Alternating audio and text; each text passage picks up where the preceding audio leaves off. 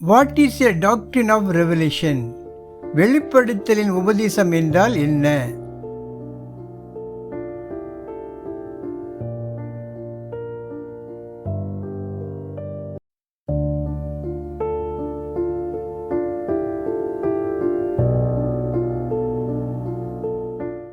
ஆண்டவராய் இயேசு கிறிஸ்து நாமத்தில் உங்களுக்கு என்னுடைய அன்பான வாழ்த்துக்கள். கடந்த பதிவில் நாம் தியானித்த காரியம் என்னவென்றால், உபதேசம் என்றால் என்ன, ஒரு உபதேசம் கட்டப்படுவதற்கு எவைகள் அடிப்படையான காரியங்கள், அடுத்ததாக வேதத்தில் காணப்படுகின்ற 30 அடிப்படையான உபதேசங்கள் என்ன என்பதை குறித்து கடந்த பதிவில் பார்த்தோம். இன்றைக்கு நாம் தியானிக்கக்கூடிய காரியம் என்னவென்றால், அந்த 30 உபதேசங்களில் மிகவும் அடிப்படையாக வெரி ஃபண்டமெண்டலாக இருக்கக்கூடிய இந்த doctrine of a divine revelation, வெளிப்படுத்தலை பற்றியுள்ள அடிப்படையான காரியங்கள் என்ன என்பதை குறித்து இந்த பதிவில் நாம் பார்க்கலாம். வெளிப்படுத்தல் என்றால் என்ன என்று பார்க்கும் பொழுது, மனிதனால் தானே புரிந்து கொள்ள முடியாத ஒரு காரியத்தை தேவன் தம்முடைய சூப்பர் நேச்சுரல் மெத்தட் மூலமாக மனிதனுக்கு விளக்குவதுதான் வெளிப்படுத்தல் என்று எடுத்துக்கொள்ள வேண்டும். ஆங்கிலத்தில் பார்ப்போம் என்றால், it's a God's disclosure of truth we would not otherwise know. அதாவது it can be defined as God's supernatural disclosure to human beings of truth they would not otherwise know and are incapable of discovering on their own. சொந்த முயற்சியினால் கண்டுபிடிக்க முடியாத விளங்காத ஒரு காரியத்தை ஒரு மனிதனுக்கு தேவன் வெளிப்படுத்துகிற ஒரு காரியம்தான் வெளிப்படுத்தல் என்று பெயர். இந்த வெளிப்படுத்தலை பற்றிய உபதேசம் தான் ரொம்ப அடிப்படையான ஒரு காரியம். இதை சரியாக புரிந்து கொண்டால்தான் நம் வேதத்தை பற்றியுள்ள மதிப்பீடுகள் நமக்கு சரியாக இருக்கும். வெளிப்படுத்தல் என்றால் என்ன என்று பார்க்கும் பொழுது, சில அடிப்படையான சில வேத வசனங்கள் நமக்கு பயனுள்ளதாக இருக்கிறது. மத்திய 16:17 பார்க்கும் பொழுது, இயேசுவை பேதுரு தேவனுடைய குமாரன் என்று அறிக்கையிட்ட போது, ஆண்டவராய் இயேசு கிறிஸ்து பேதுருவை நோக்கி, யோனாவின் குமாரனாகி சீமோனே, நீ பாக்கியவான், மாமிசமும் இரத்தமும் உனக்கு வெளிப்படுத்தவில்லை, என் பரலோகத்திலிருக்கிற என் பிதா உனக்கு இதை வெளிப்படுத்தினார் என்று சொல்கிறார். அப்படி என்றால் ஒரு காரியத்தை ஒரு மனிதனுக்கு வெளிப்படுத்துகிற, புரிய வைக்கிற ஒரு காரியம்தான் வெளிப்படுத்தல் என்று எடுத்துக்கொள்ள வேண்டும்.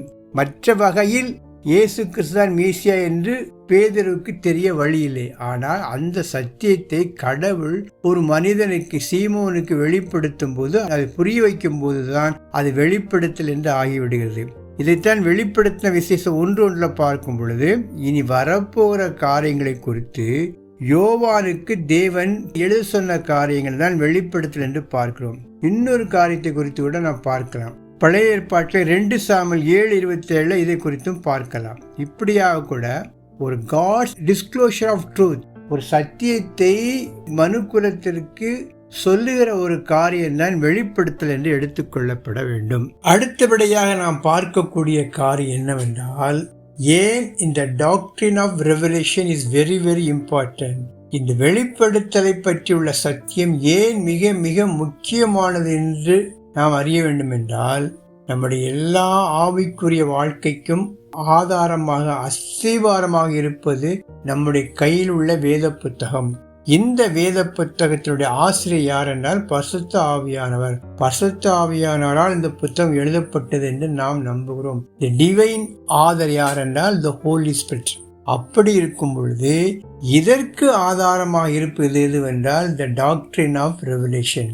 ஏற்கனவே பார்த்தபடி டாக்ட்ரின் ஆஃப் ரெவலேஷன் என்றால் என்னென்று பார்க்கும் பொழுது, ஒரு சூப்பர் நேச்சுரல் மெத்தட் மூலமாக ஒரு காரியத்தை மனிதனுக்கு சொல்லுகிற அந்த சப்ஜெக்ட், அந்த காரியம் தான், மெசேஜ் தான் ரெவலேஷன் என்று சொல்லப்படும்.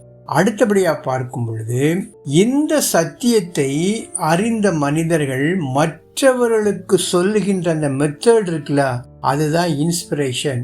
2 தீமோத்தேயு 3:16 பார்க்கும் பொழுது, வேத வாக்கியங்கள் எல்லாம் தேவ ஆவியினால் அருளப்பட்டிருக்கிறது. வேத வாக்கியங்கள் எல்லாம் தேவ ஆவியினால் அருளப்பட்டிருக்கிறது.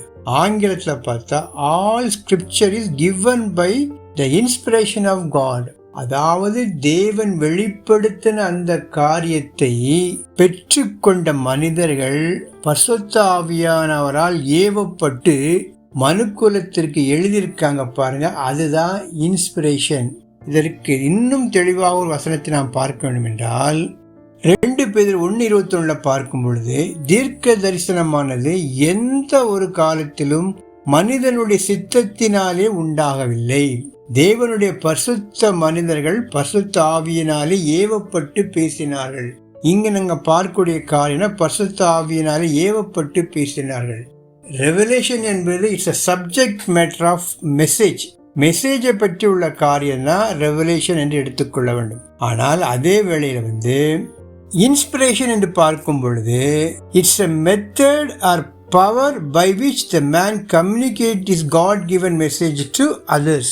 தேவன் அவனுக்கு புரிய வைத்த அந்த சத்தியத்தை மற்றவர்களுக்கு கடத்துகின்ற தேவனுடைய வல்லமை, அதுதான் இன்ஸ்பிரேஷன். எனவே இன்ஸ்பிரேஷன் என்பது வேற, ரெவலேஷன் என்பது வேற. இன்ஸ்பிரேஷன் என்பது ஒரு மெத்தட், ரெவலேஷன் என்பது ஒரு மெசேஜ். தேவனிடத்திலிருந்து பெற்ற மெசேஜை அவர்கள் பரிசுத்த ஆவியினால் உந்தப்பட்டு அவருடைய பரிசுத்த ஆவியின் உதவி கொண்டு நமக்கு எழுதி வைக்கிறாங்க பாருங்க, அந்த ஒரு மெத்தட் தான் இன்ஸ்பிரேஷன் என்று அர்த்தம். இந்த 2க்கும் வித்தியாசத்தை நாம் சரியாக புரிந்து கொண்டால்தான் வேதத்தினுடைய அடிப்படை காரியங்களை நாம் புரிந்து கொள்ள முடியும். அப்படி இல்லாட்டால் இன்ஸ்பிரேஷனுக்கும் ரெவலேஷனுக்கும் வித்தியாசம் தெரியாமல் எல்லாம் ஒன்று நம்ம குழப்பிக்கொள்ள கூடாது. இன்னொரு காரியத்தை நாம் பார்க்க வேண்டும். இன்ஸ்பிரேஷன் வேற, ரெவலேஷன் வேற, இல்லுமினேஷன் என்பது வேற. இப்போ ஏற்கனவே இயேசு கிறிஸ்து இந்த உலகத்தில் மனிதனாய் நம்முடைய பாவங்களுக்காக மரித்து முடித்த உடனே தேவனுடைய வெளிப்படுத்தல் முடிந்து விட்டது. No more revelation. இனி புதிதாக எந்த வெளிப்படுத்தலும் கிடையாது. அப்படி வெளிப்படுத்தப்பட்ட சத்தியங்கள் எல்லாம் தேவனுடைய பிள்ளைகள் எழுத்துக்களாக எழுதி வைத்து விட்டார்கள். ஆவியினால் ஏவப்பட்டு எழுதி வைத்து விட்டார்கள். அது இன்ஸ்பிரேஷன். இனி நமக்கு இருப்பது எதுவென்றால் இல்லுமினேஷன். இல்லுமினேஷன் என்றால் என்ன என்று பார்க்கும்போது ஒரு வெளிச்சம் நமக்கு தேவை. ஏற்கனவே எழுதப்பட்ட அந்த ரெவலேஷனை புரிந்து கொள்வதற்கு தேவனுடைய ஒரு வெளிச்சம் தேவை.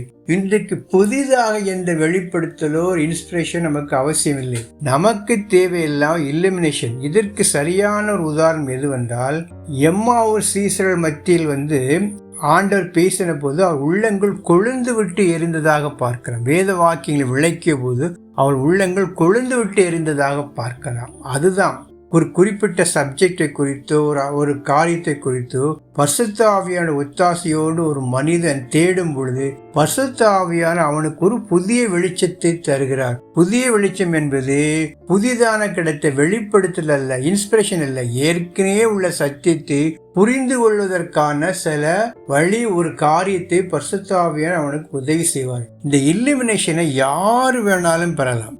படித்தவங்க, படிக்காதவங்க, தியாலஜி அறிஞ்சவங்க, அப்படிலாம் ஒன்றுமே கிடையாது. பரிசுத்த ஆவியான ஒத்தாசையோடு வேதத்தை தியானிக்கிற எல்லாருக்கும் ஒரு புதிய வெளிச்சத்தை தேவன் கொடுப்பார். எனவே இல்லுமினேஷன் என்பது வேறு, ரெவலேஷன் என்பது வேறு, இன்ஸ்பிரேஷன் என்பது வேறு. என்றைக்கு எபிரேயர் 1:1 பார்க்கும்பொழுது பங்கு பங்காகவும் வகை வகையாகவும் வெளிப்படுத்தின தேவன் இறுதி காலத்தில் குமாரன் மூலமாக தன்னை வெளிப்படுத்தினபடியால் இனி நோ மோர் ரெவலேஷன். இனி புதிதாக எந்த வெளிப்படுத்தலும் நமக்கு தேவையில்லை.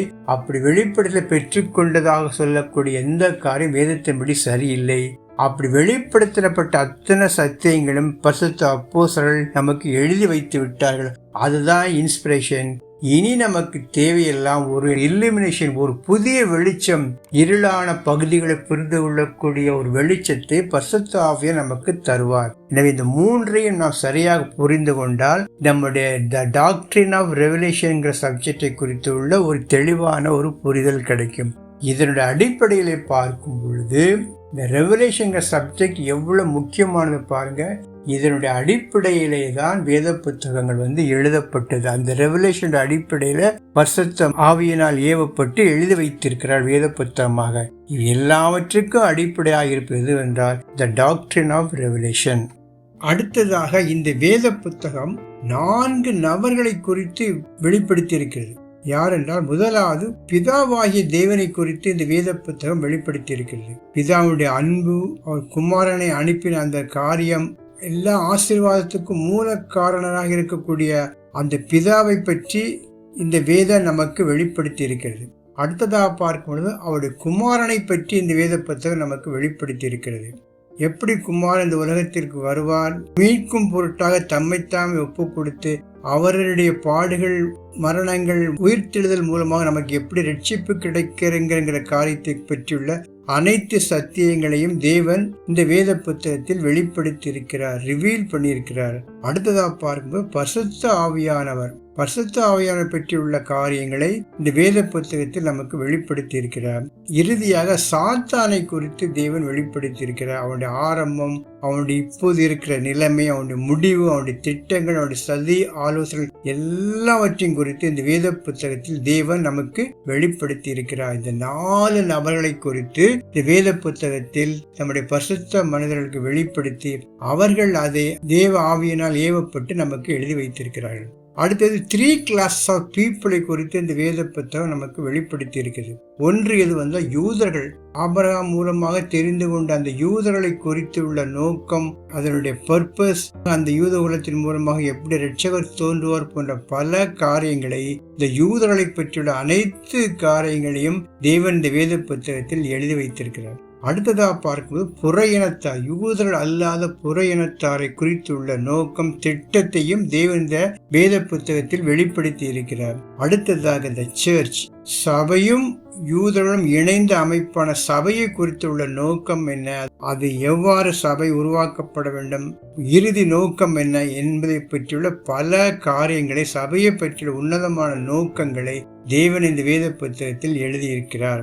அடுத்ததாக 3 இடங்களை குறித்து இந்த வேத புத்தகத்தில் நாம் வெளிப்படுத்தப்பட்டதை பார்க்கலாம். ஒன்று என்னவென்றால் பரலோகத்தை பற்றியுள்ள முழு வெளிப்படுத்தலும் வேறு எங்கேயும் நாம் பார்க்க முடியாது. இந்த வேத புத்தகத்தில் தான் தேவன் தம்முடைய பரிசுத்த மனிதர்களுக்கு வெளிப்படுத்தி அதை அவர்கள் எழுத்துக்களாக நமக்கு கொடுத்திருக்கிறார்கள். அடுத்தபடியாக பார்க்கும்போது பூமியை குறித்து, பூமி எப்படி உருவாக்கப்பட்டது, எப்படி சபிக்கப்பட்டது, அதனுடைய இறுதி முடிவு எப்படி இருக்கும் என்பதை குறித்துள்ள அனைத்து காரியங்களையும் தேவன் இந்த வேத புத்தகத்தில் வெளிப்படுத்தி இருக்கிறார். அடுத்ததாக பார்க்கும்பொழுது நரகத்தை பற்றியுள்ள, ஆண்டவர் ஏற்றுக்கொள்ளாத மக்களுக்கு தண்டனையாக கொடுக்கக்கூடிய அந்த நரகத்தை பற்றியுள்ள முழுமையான காரியத்தையும் தேவன் இந்த வேத புத்தகத்தில் வெளிப்படுத்தி இருக்கிறார். இப்படி 4 நபர்கள், 3 விதமான கிளாஸ் ஆஃப் பீப்புள், 3 வகையான இடங்களை குறித்து ஒரு முழுமையான பிக்சரை தேவன் இந்த வேத புத்தகத்தில் தெளிவாக வெளிப்படுத்தியிருக்கிறார் என்பதை நாம் முதலில் புரிந்து கொள்ள வேண்டும். இறுதியாக நாம் பார்க்கக்கூடிய காரியம் என்னவென்றால், எல்லா உபதேசங்களும் ப்ரொக்ரெசிவாகத்தான் வரும். பழைய ஏற்பாட்டில் ஒரு குறிப்பிட்ட காலகட்டத்தோடு முடிந்து விடுகிற எந்த உபதேசமும் முழுமையான உபதேசம் கிடையாது. இதற்கு ஆதாரமாக உள்ள வசனம் எதுவென்றால், எபிரேயர் 1 அதிகாரம் 1 வசனமும் 2 வசனம். அதை பார்க்கும்பொழுது பூர்வ காலங்களில் பங்கு பங்காகவும் வகை வகையாகவும் தீர்க்கதரிசிகள் மூலமாக திருவிழம் பற்றின தேவன் இந்த கடைசி காலங்கள் குமாரன் மூலமாய் நமக்கு திருவிழம் பற்றினார். என்ன அர்த்தம் என்றால், பங்கு பங்காக பல்வேறு வகைகளில், பல்வேறு முறைகளில், பகுதியாக தீர்க்கதரிசிகள் மூலமாக தன்னை வெளிப்படுத்தின தேவன் இந்த கடைசி காலங்களில் குமாரன் மூலமாக வெளிப்படுத்தி இருக்கிறார். என்ன அர்த்தம் என்றால், பழைய ஏற்பாட்டு வெளிப்படுத்தல் எல்லாமே fragmented, they are not incorrect, fragmented, incomplete, முழுமையற்றதாகவும் அங்கொன்று துண்டு துண்டாகவும் இருக்கிற அந்த காரியங்கள் இயேசு கிறிஸ்துவின் வாழ்க்கை, மரணம், பாடுகள், உயிர்த்தெழுதல் இவைகளோடு ஒரு கம்ப்ளீட் ஸ்டேஜுக்கு வந்துடுது. எனவே உபதேசம் என்று பார்க்கும் பொழுது எல்லா மையப்புள்ளி எங்கே வர வேண்டும் என்றால், அது ஆண்டவருடைய வாழ்க்கையோடு முடிவு பெற வேண்டும். உதாரணத்துக்கு பரிசுத்த ஆவியானவரை பற்றியுள்ள உபதேசம் பழைய ஏற்பாட்டில் அங்கொன்றும் இங்கொன்றுமாக ஒரு தனிப்பட்ட நபர்கள் மேல் தங்கியிருந்த பரிசுத்த ஆவியானவர், அதுவும் ஒரு குறிப்பிட்ட நோக்கத்திற்காக தங்கியிருந்த ஆவியானவர், அந்த நோக்கம் முடிந்த பின்பு அந்த பரிசுத்த ஆவியானவர் அவரை விட்டு எடுபட்டு போவார், அவரை விட்டு விலகி போய்விடும். ஆனால் புதிய ஏற்பாட்டுக்கு வரும் பொழுது அந்த பரிசுத்த ஆவியானவர் நம்மில் தங்கி இருக்கிறார். என்றைக்கு ஆண்டவராய் இயேசு கிறிஸ்து உயிர்த்தெழுந்து பெந்தெக்கோஸ்து நாளில் பரிசுத்த ஆவியானவர் ஊற்றப்பட்டாரோ அன்றைக்கு சபை உருவாக்கப்படுகிறது. அந்த நாளிலிருந்து அவர் ஏற்றுக்கொண்ட, இயேசு கிறிஸ்து ஏற்றுக்கொண்ட அத்தனை பிள்ளைகள் மீதும் பரிசுத்த ஆவியானவர் நிரந்தரமாக தங்கிவிடுகிறார். அப்போ பரிசுத்த ஆவியானவருடைய உபதேசம் என்று பார்க்கும் பொழுது அது இயேசு கிறிஸ்துவினுடைய வாழ்க்கையோடு முற்று பெற வேண்டும். அதே போல சபையை பற்றியுள்ள காரியங்கள், பழைய ஏற்பாட்டில் மறைக்கப்பட்ட அந்த சத்தியங்கள் புதிய ஏற்பாட்டில் பெந்தைக்கோஸ்து நாள் சபை ஆரம்பிக்கப்பட்ட போது அது முழு பரிமாணத்தை எட்டுகிறது. இப்படிதான் எல்லா உபதேசங்களும் ப்ரொக்ரெசிவாகத்தான். எல்லா வெளிப்படுத்தலும், எந்த வெளிப்படுத்தலாக இருந்தாலும் அது ப்ரொக்ரெசிவ் ரெவலேஷன். அது ஒரு ஸ்டேஷனரியா ஒரே காலகட்டத்தில் முடிந்து விடுகிற காரியம் இல்லை. எனவே வெளிப்படுத்தல் என்று பார்க்கும் பொழுது, ரெவலேஷன் என்று பார்க்கும் பொழுது, அது வேதத்தில் ப்ரொக்ரெசிவாக தொடர்ந்து குமாரனா இயேசு கிறிஸ்து வாழ்க்கையோடு முழுமை பெற்று கம்ப்ளீட் ஆகிறது. இன்கம்ப்ளீட் முழுமை பெற்று விடுகிறது. இவைகள் தான் ரெவலேஷனை பற்றியுள்ள உபதேசத்தினுடைய அடிப்படையான காரியங்கள். இந்த பாடத்தில் முக்கியமாக நான் கற்றுக்கொள்ள வேண்டிய காரியம் என்றால், ரெவலேஷன் என்பது வேறு, இன்ஸ்பிரேஷன் என்பது வேறு, இல்லுமினேஷன் என்பது வேறு. அடுத்தபடியாக எல்லா ரெவலேஷனும் ப்ரொக்ரெசிவாகத்தான் வரும். இதை நாம் புரிந்து கொள்ள வேண்டும். இந்த செய்திகள் உங்களுக்கு பிடித்திருக்கும் என்றால் நீங்க லைக் பண்ணுங்க. இந்த செய்தியை உங்களுக்கு பிடித்திருக்கும் என்றால் மற்றவர்கள் ஷேர் பண்ணுங்க, சப்ஸ்கிரைப் பண்ணுங்க. கர்த்தர் உங்களை ஆசீர்வதிப்பாராக. இன்னொரு பதிவில் இன்னொரு உபதேசத்தை குறித்து தெளிவாக பார்க்கலாம். கர்த்தருடைய பரிசுத்த நாமம் மகிமைப்படுவதாக. ஆமென்.